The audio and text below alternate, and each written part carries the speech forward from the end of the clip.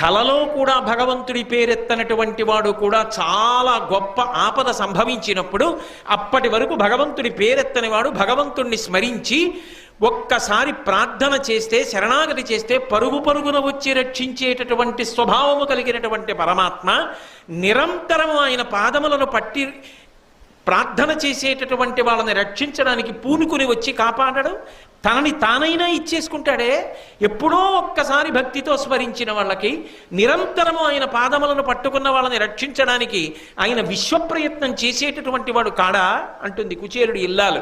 అందుకని అర్జునుడి కోసం అంత పరితాపాన్ని పొందాడు మహానుభావుడు. అంత పరితాపాన్ని పొంది ఒక్క నిమిషం హంసతూలిక ఆ శిబిరంలో ఉన్న ఆసన తన యొక్క శయ్య మీద పడుకున్నాడు. నిద్రపట్టల. మళ్ళీ లేచాడు. మళ్ళీ దారుకుణ్ణి పిలిచాడు. దారుక, రేపు నువ్వు నా